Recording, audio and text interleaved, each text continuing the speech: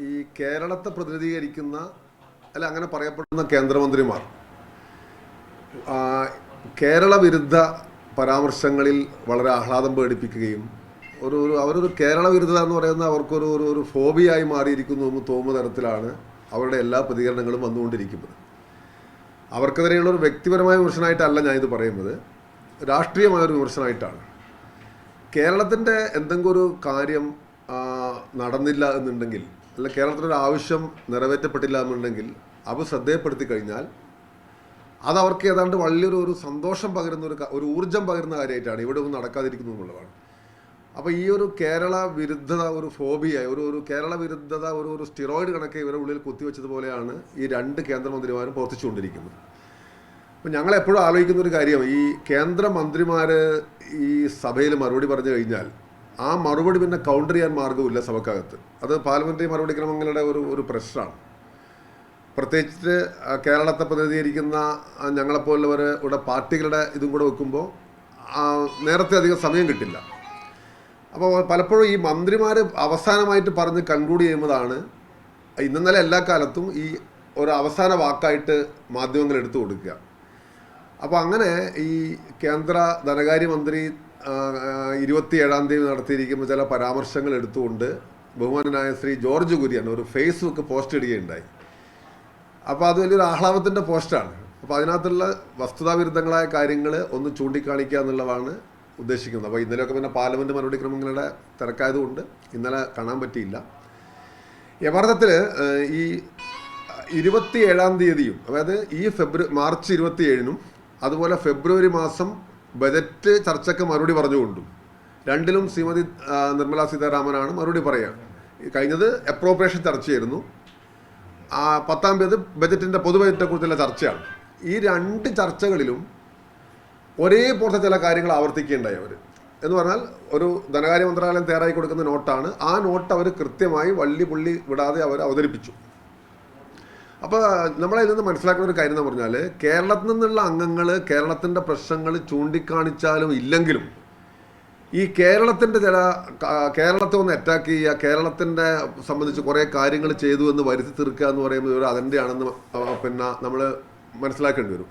അത് മാധ്യമ സുഹൃത്തുക്കൾക്ക് മനസ്സിലാകണമെങ്കിൽ ഞാൻ നിങ്ങൾ പഠിപ്പിക്കുന്നില്ല, ഇവരുടെ രണ്ട് മറുപടി കൂടെ എടുത്തു നോക്കിയാൽ മതി. ഇപ്പോൾ ഫെബ്രുവരി 27-ാം തീയതി അവർ കൊടുത്ത മറുപടിയും മാർച്ച് 27-ന് കൊടുത്ത മറുപടിയും ഫെബ്രുവരി മാസം ബജറ്റ് ചർച്ചയ്ക്കുള്ള മറുപടി എടുത്തു നോക്കിക്കഴിഞ്ഞാൽ അതിൻ്റെ ഒരു ഭാഗം എന്ന് പറഞ്ഞാൽ കേരളത്തിന് വേണ്ടി ഡെഡിക്കേറ്റ് ചെയ്തിരിക്കുന്നതാണ്. അത് കേരളത്തിൽ നിന്നുള്ള എംപിമാർ ചില പ്രശ്നങ്ങൾ ചൂണ്ടിക്കാണിച്ചാലും ഇല്ലെങ്കിലും ആ മറുപടി അവർ പറയും എന്നുള്ളതാണ്. ഇപ്പം 27-ാം തീയതി അവർ ചില കാര്യങ്ങൾ പറഞ്ഞു. ഞങ്ങളാരും അതുമായി ബന്ധപ്പെട്ട പ്രശ്നങ്ങൾ ഉന്നയിച്ചതേയല്ല അപ്രോപ്രിയേഷൻ ബില്ലിനകത്ത്. പക്ഷെ അവർ ഒരു റെഡിമെയ്ഡായി തയ്യാറാക്കി വെച്ചിരിക്കുന്ന ഒരു സാധനം വന്നിട്ട് അവതരിപ്പിക്കുകയുണ്ടായി. അപ്പോൾ എന്തായിരുന്നാലും ധനകാര്യമന്ത്രി രാജ്യസഭയിലോ ലോക്സഭയിലോ എഴുന്നേറ്റ് നിന്ന് കഴിഞ്ഞാൽ അതിനകത്ത് ഒരു ചെറിയ ഭാഗം കേരള വിരുദ്ധതയ്ക്ക് വേണ്ടി നീക്കി വെക്കണം എന്നത് ഒരു സ്പോൺസേഡ് പരിപാടി പോലെ ആയിട്ട് മാറിയിരിക്കുന്നു എന്നതാണ് നമ്മളിൽ നിന്ന് മനസ്സിലാക്കേണ്ടത്. ഇപ്പോൾ കഴിഞ്ഞ ദിവസം ഈ സഭയിൽ അപ്രോപ്രിയേഷൻ ബില്ലിൻ്റെ ചർച്ചയിൽ പങ്കെടുക്കുമ്പോൾ ഓരോന്നിനും ഓരോ രീതിയുണ്ട് ചർച്ചയിൽ പങ്കെടുക്കുന്നതിന്. ബജറ്റ് ചർച്ചയിൽ പങ്കെടുക്കുന്നതിൽ നിന്ന് ചെറിയ വ്യത്യാസം ഉണ്ടാകും അപ്രോപ്രിയേഷൻ ചർച്ചയ്ക്ക്. ആ ചർച്ചക്കകത്ത് അവർ പറഞ്ഞിരിക്കുന്ന കുറേ കാര്യങ്ങളെന്ന് പറയുന്നത് അവർ ബജറ്റ് ചർച്ചയുടെ മറുപടിക്കും പറഞ്ഞിരിക്കുന്ന അതേ കാര്യങ്ങളാണ്.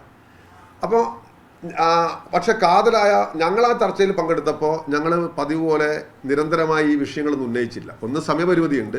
രണ്ട്, പല പ്രശ്നങ്ങളും ചൂണ്ടിക്കാണിച്ചു കഴിഞ്ഞു, നിവേദനങ്ങൾ കൊടുത്തു കഴിഞ്ഞു. കേരളത്തിൻ്റെ മന്ത്രിമാർ നിവേദനം കൊടുത്തു കഴിഞ്ഞു, ഗവൺമെൻറ്റിനെ പ്രതിനിധീകരിച്ചിട്ട് നിവേദനങ്ങൾ പോയി, ഞങ്ങൾ തന്നെ കൊടുത്തു. പിന്നെ ഓരോ തവണ ഇത് സഭയിൽ ഇങ്ങനെ പറയേണ്ട കാര്യമില്ലല്ലോ എന്നുള്ളത് കൊണ്ട് ഞങ്ങൾ പൊതുവിലുള്ള ചില കാര്യങ്ങൾ മാത്രമാണ് പറയുന്നത്. അതിൻ്റെ ബജറ്റ് വിഹിതത്തിനകത്ത് വരുന്ന ചില കുറവുകൾ അങ്ങനെ മാത്രമേ വരുന്നുള്ളൂ. പക്ഷേ അവർ ഡീറ്റെയിൽഡ് ആയ ചില മറുപടികൾ പറയുകയുണ്ടായി. അപ്പോൾ ആ മറുപടി എടുത്തിട്ട് കേന്ദ്രമന്ത്രി ആഘോഷിക്കുകയും ചെയ്തു. പക്ഷേ അതിനകത്ത് എന്താ പറഞ്ഞു കഴിഞ്ഞാൽ വാസ്തവവിരുദ്ധങ്ങളായ ധാരാളം കാര്യങ്ങളാണ് കേന്ദ്ര ധനകാര്യമന്ത്രി പറഞ്ഞതെന്നുള്ളതാണ് ഒരു കാര്യം. ഇനിയിപ്പോൾ ഒന്ന് ഏറ്റവും എളുപ്പത്തിൽ ഞങ്ങൾക്ക് മനസ്സിലാക്കി അവർ പറഞ്ഞൊരു കാര്യം മറുപടി നോക്കിയാൽ മനസ്സിലാവും. കണ്ണൂർ വിമാനത്താവളത്തിൽ ഉഡാൻ സർവീസ് ആരംഭിച്ചു എന്നതാണ് ആധികാരികമായിട്ട് പറയുന്നതാണ്. പാർലമെൻറ്റ് പോലെ ഇത്ര പ്രധാനപ്പെട്ട സ്ഥലത്ത് മാധ്യമ സുഹൃത്തുക്കൾ ആരെങ്കിലും അന്വേഷിച്ചിട്ട് കണ്ണൂർ വിമാനത്താവളത്തിൽ നിന്ന് ഉഡാൻ പറക്കുന്നുണ്ടോ എന്ന് നോക്കിയാൽ തന്നെ ഈ ഉഡാൻ പ്രഖ്യാപനം ഈ പറന്നു എന്ന് പറയുന്നതിന് ഒരു ഉഡായിപ്പാണ് നമ്മളെ ഒരു മലയാളി ഭാഷയെ പറഞ്ഞതെന്ന് മനസ്സിലാക്കാൻ സാധിക്കും. അപ്പോൾ ഇങ്ങനെയുള്ള ഇവരുടെ കുറേ കാര്യങ്ങളാണ് എനിക്ക് കേന്ദ്ര ധനകാര്യമന്ത്രിയോട് അവരുടെ നല്ല വിദ്യാസമ്പന്നയായിരിക്കുന്ന ഭംഗിയായി ആർട്ടിക്കുലേറ്റ് ചെയ്യുന്ന ഒരു ആളാണ്. അത്തരം കാര്യങ്ങളോടൊന്നും എനിക്ക് യാതൊരു യോജിപ്പുമില്ല, വ്യക്തിപരമായ തർക്കങ്ങളുമല്ല. പക്ഷേ BJPയുടെ പ്രചാരവേലയെ ശക്തിപ്പെടുത്താൻ വേണ്ടി അവർ ഈ വളരെ തെറ്റായ കാര്യങ്ങളാണ് പ്രചരിപ്പിക്കുന്നത്. കണ്ണൂർ വിമാനത്താവളത്തിൽ ഇപ്പോൾ ഉടാൻ പറക്കുന്നേ ഇല്ല. പിന്നെ പറഞ്ഞു കൊല്ലത്ത് ഏതാണ്ട് ഹൈവേയുടെ ഒരു സ്ഥലം ബ്ലോക്കായപ്പോൾ 14 കൊല്ലക്കാലം ബ്ലോക്കായി കിടന്നു, ഞങ്ങളാണ് പുനരുജ്ജീവിപ്പിച്ചതെന്നാണ്. കേരളം അതിന് വലിയ സഹായം കൊടുത്തു, മുൻകൈ എടുത്തു. ഇടതുപക്ഷ ജനാധിപത്യ മുന്നണി ഗവൺമെൻറ് വന്നപ്പോഴാണ് ഈ പദ്ധതികൾക്ക് ജീവൻ വെച്ചത് എന്ന് എല്ലാവർക്കും അറിയുന്ന കാര്യമാണ്. UDFൻ്റെ കാലത്ത് ഒരു സ്തംഭനാവസ്ഥ ഉണ്ടായിരുന്നു. പിന്നെ മെട്രോയുടെ ഉദ്ഘാടനത്തിൻ്റെ കാര്യം പറഞ്ഞു പ്രധാനമന്ത്രി വന്നിട്ട്. ഇത്തവണ ഇത് 2 പ്രശ്നങ്ങൾ, അതുകൊണ്ടാണ് ഞാൻ പറയാൻ പറ്റുന്നത് നിങ്ങളെ ശ്രദ്ധയ്ക്ക് വേണ്ടിയിട്ട്. ഈ 27-ാം തീയതിയും പറഞ്ഞു, ഫെബ്രുവരി മാസം ഇതേ കാര്യം തന്നെ പറഞ്ഞു. അപ്പോൾ 2017 പ്രധാനമന്ത്രി വന്നിട്ട് മെട്രോ ഉദ്ഘാടനം നടത്തി എന്ന് പറഞ്ഞാൽ 2017 പരിപാടി തുടങ്ങിയിട്ട് ഉദ്ഘാടനം ചെയ്യാൻ പറ്റുമോ? നേരത്തെ ആരംഭിച്ചൊരു കാര്യമാണത് കൊച്ചി മെട്രോ എന്ന് പറയുന്നത്. അത് വന്ന് പ്രധാനമന്ത്രി ഉദ്ഘാടനം ചെയ്തത് അവർ ഈ കണക്കപ്പെടുത്തുന്നു. ഇങ്ങനെ ചുരുക്കി പറഞ്ഞാൽ പറഞ്ഞിരിക്കുന്നു. പിന്നെ കേരളത്തിൽ ഇത്ര അക്കൗണ്ട് തുടങ്ങി, കേരളത്തിൽ ഇത്ര പിന്നെ വായ്പ കൊടുത്തു. അതൊക്കെ ഒരു കേന്ദ്ര ധനകാര്യമന്ത്രി വലിയൊരു ഔദാര്യം പോലെ നിങ്ങളെ ഈ വർത്തമാനത്തിനകത്തൊക്കെ ഉള്ളൊരു രീതി എന്ന് പറഞ്ഞാൽ നമ്മളെപ്പോഴും ശ്രദ്ധിക്കേണ്ടത് പ്രധാനമന്ത്രി അവിടെ വന്നില്ലേ എന്ന് പറഞ്ഞാൽ ഏതാണ്ട് ഒരു വിദേശ രാജ്യം സന്ദർശിച്ചല്ലോ എന്നുള്ള മട്ടിലാണ് ചോദിക്കുന്നത്. പ്രധാനമന്ത്രി വന്നതിന് ഞങ്ങളെല്ലാം സ്വാഗതം ചെയ്തു. പ്രധാനമന്ത്രി വരുന്നു എന്ന് പറഞ്ഞാൽ പ്രധാനമന്ത്രിയുടെ ഉത്തരവാദിത്തമാണ്. കേരളം ഇന്ത്യയുടെ ഭാഗമാണ് എന്ന് തോന്നുന്ന ആർക്കും അങ്ങനെ ഇത് വലിയ അവകാശവാദം പോലെ പറയാൻ പറ്റില്ല. ഒരു ജനറോസിറ്റി കണക്കാണ് അവരത് പറയുന്നത്. അങ്ങനെ നിങ്ങൾ ഓരോ കാര്യങ്ങൾ എടുത്ത് പരിശോധിച്ച് നോക്കിയാൽ ഇതിൽ വലിയ കടമ്പില്ലാന്ന് കാണാൻ സാധിക്കും. ഏറ്റവും പ്രധാനപ്പെട്ട വേറൊരു പ്രശ്നം എന്ന് പറഞ്ഞാൽ, അപ്പോൾ ഞാൻ പറയുന്നത് ശ്രീ ജോർജ് കുര്യൻ ഇതൊരു പോസ്റ്റ് ഇട്ട് ഇത് വലിയ കേരളത്തെ ഞങ്ങൾ അങ്ങനെ കണക്കറ്റ് സഹായിച്ചു എന്നിങ്ങനെ പ്രചരിപ്പിക്കുന്ന സാഹചര്യത്തിലാണ് ഇത് പറയാൻ നമ്മൾ നിർബന്ധിതരാകുന്നത്. വേറെ എന്നാൽ ഈ കേന്ദ്രത്തിൻ്റെ നികുതി വിഹിതം കേരളത്തിന് കിട്ടുമ്പോൾ കുറഞ്ഞു എന്നൊരു പ്രശ്നം ചൂണ്ടിക്കാണിക്കുമ്പോൾ അവർ പറയുന്നത് എന്താ പറഞ്ഞാൽ കേന്ദ്ര ആവിഷ്കൃത പദ്ധതികൾ ധാരാളം കൊടുക്കുന്നുണ്ടെന്നാണ്. അപ്പോൾ ആ കൊടുക്കുന്ന എല്ലാ കേന്ദ്രാവിഷ്കൃത പദ്ധതിക്കും ഭയങ്കര ചരടുകളുമാണ്. എല്ലാ പരിപാടിക്കും ഇപ്പോൾ എത്ര കോടിയാണ് തടഞ്ഞു വെച്ചിരിക്കുന്നവർ സമ്മതിക്കുന്നുണ്ട്. നമ്മളെ സിവിൽ സപ്ലൈസ് വകുപ്പിന് പൈസ കിട്ടാനുണ്ട്, കൃഷി വകുപ്പിന് കിട്ടാനുണ്ട്, ആരോഗ്യ വകുപ്പിന് ഒരുപാട് കിട്ടാനുണ്ട്, വിദ്യാഭ്യാസ വകുപ്പിന് കിട്ടാനുണ്ട്. അങ്ങനെ ഏത് വകുപ്പിനാണ് ഇല്ലാത്തത്? എല്ലാ വകുപ്പിനും പണം കിട്ടാനുണ്ട്. അപ്പോൾ കേന്ദ്രാവിഷ്കൃത പദ്ധതി കൊണ്ടാണ് ഞങ്ങൾ ഈ നികുതി വരുമാനത്തിനകത്തുള്ള കുറവ് നികത്തുന്നത് എന്ന വാദം പറയുമ്പോൾ ഈ കേന്ദ്രാവിഷ്കൃത പദ്ധതിക്ക് പിന്നെ ചരടുണ്ടാക്കാൻ പാടില്ലല്ലോ. അപ്പോൾ അങ്ങനെ ആകെ മൊത്തം പറഞ്ഞാൽ കേരളത്തെ ആകെ ഞെക്കിക്കൊല്ലുന്ന സമീപനമാണ്. ഒരു പ്രശ്നം കൂടി ഞാൻ പറഞ്ഞ് അവസാനിപ്പിക്കുക. ഈ വയനാട് ചൂരൽമലയിലുണ്ടായ നമ്മൾ ചൂരൽമല ദുരന്തം എന്ന് വിശേഷിപ്പിക്കുന്ന ഈ സംഭവത്തിന് ശേഷം കേന്ദ്രത്തിൻ്റെ പ്രതികരണം വളരെ മോശമായിരുന്നിട്ടും കേരളം വളരെ അഭിമാനകരമായ രീതിയിൽ ഒരു ടൗൺഷിപ്പിൻ്റെ തുടക്കം കുറിച്ചു, അതിൻ്റെ തറക്കല്ലിട്ടു. ആ കാര്യങ്ങൾ ഇപ്പോൾ മുന്നോട്ട് പോവുകയാണ്. ഇപ്പോൾ UDF എംപിമാരുടെ കാര്യമായ സഹായമൊന്നും ഉണ്ടായില്ല എന്നൊരു വിമർശനമടക്ക് ഉയർന്നു വന്നു. എന്തായിരുന്നാലും ഗംഭീരമായി തന്നെ ആ പദ്ധതിയായിട്ട് സർക്കാർ മുന്നോട്ട് പോകുന്നു. ഈ ദേശീയ ദുരന്ത നിവാരണ ഫണ്ടിന് പുറമേയുള്ള സഹായങ്ങൾ പല സംസ്ഥാനങ്ങൾക്കും അവധി ഘട്ടങ്ങളിൽ അനുവദിച്ചിരുന്നു. കേരളത്തിന് മാത്രം ഒന്നും കൊടുത്തില്ല. ഒരു 500 ചില്ലാനം കോടി എന്തോ നമ്മൾ ഒരു സഹായമായിട്ട് എന്നതിന് പകരം ഒരു ലോണായിട്ട് കൊടുക്കുന്ന സ്ഥിതി ഉണ്ടായി. ഞാൻ ആകെ മൊത്തം പറയാൻ ആഗ്രഹിക്കുന്ന കാര്യം എന്ന് പറയുന്നത്, ഈ കേരളത്തിനെ പ്രതിനിധീകരിക്കുന്നു പറയുന്ന കേന്ദ്രമന്ത്രിമാർ കാര്യങ്ങളധികം മനസ്സിലാക്കാതെ അവർ വളരെ ഒരു കേരള വിരുദ്ധത എന്ന് പറയുന്ന ഒരു സ്റ്റിറോയിഡ് കുത്തിവെച്ച് ഇങ്ങനെ 24 മണിക്കൂർ ഈ ഡൽഹി കേന്ദ്രീകരിച്ച് കേരള താല്പര്യങ്ങൾക്ക് വിരുദ്ധമായ പ്രവർത്തനം നടത്തുന്നു എന്ന് പറയുന്നത് സംസ്ഥാനത്തിനൊട്ടും ഗുണകരമല്ല എന്ന് പറയാനാണ്. അവർ ജനങ്ങൾ കൃത്യമായിട്ട് തിരിച്ചറിയണം. ധനകാര്യമന്ത്രി പോലെ ആളുകളൊക്കെ പ്രസംഗിച്ചു കഴിഞ്ഞാൽ ആ പ്രസംഗത്തെ പിന്നെ പാർലമെന്റിൽ കൗണ്ടർ ചെയ്യാൻ നമുക്ക് മാർഗ്ഗമില്ല. ജനങ്ങളുടെ മുമ്പിൽ സത്യം അവതരിപ്പിക്കാൻ പിന്നെ ഇത്തരം മാധ്യമങ്ങൾ മാത്രമാണ് മാർഗം. ഒറ്റ കാര്യം കൂടെ ഞാൻ നിങ്ങളെ ശ്രദ്ധയിൽപ്പെടുത്താൻ വേണ്ടി പറഞ്ഞ് അവസാനിപ്പിക്കുക. ഈ കാര്യം അവർ 26-ാം തീയതി ഇവരെ ഒരു വൈരുദ്ധ്യം മനസ്സിലാണ്. 26-ാം തീയതി രാജ്യസഭയിൽ അവർ പറഞ്ഞു, V ശിവദാസൻ ഉൾപ്പെടെയുള്ളവർ പങ്കെടുത്തൊരു ചർച്ചയെ തുടർന്നാണ് അവരത് പറഞ്ഞത്.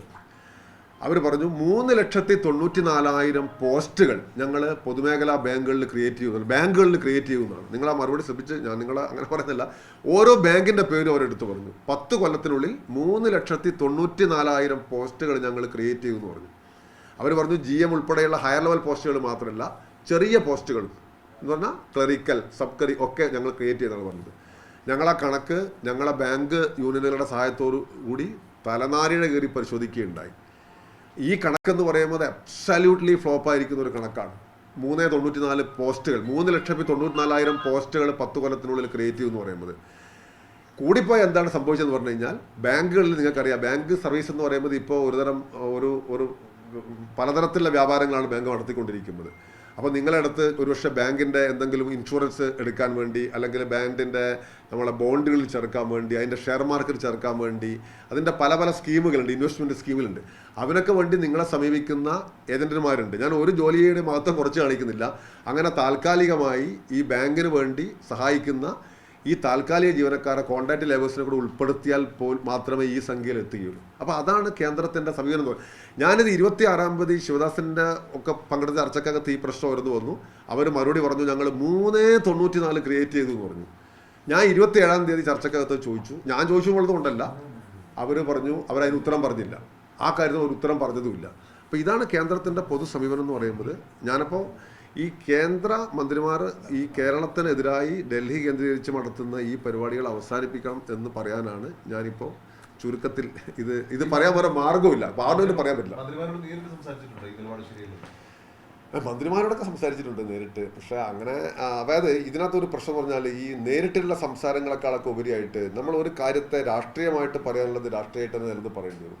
കാരണം അവർ ഈ പറയാവുന്നതൊക്കെ ഇപ്പോൾ കണ്ണൂർ വിമാനത്താവളത്തിൽ നിന്ന് ഉടാൻ പറക്കുന്നുണ്ടോ എന്ന് മാത്രം നിങ്ങൾ ഇവിടെ നിന്ന് അന്വേഷിച്ച് നോക്കിയാൽ മതി. അത് ഏതായാലും കേരളത്തിലെ കണ്ണൂർ വിമാനത്താവളത്തിൽ അങ്ങനെ ഒരു ഉടാനില്ല. ഇനി വേറെ എവിടെയെങ്കിലും കണ്ണൂർ വിമാനത്താവളം ഉണ്ടോ എന്ന് എനിക്കറിയില്ല. നമ്മുടെ സംസ്ഥാനത്തുള്ള കണ്ണൂർ വിമാനത്താവളത്തിൽ നിന്ന് കേന്ദ്ര ധനകാര്യ മന്ത്രി ഈക്വലം 2 തവണ പറഞ്ഞു ആധികാരികമായിട്ട് ആ ഒരു ഉടാൻ പറക്കുന്നേ ഇല്ല. ആ ഒരു ഉടാൻ ഇനി മറ്റേ തമിഴ്നാട്ടിലോ കർണാടകത്തിലോ മറ്റോ കണ്ണൂരുണ്ടെങ്കിൽ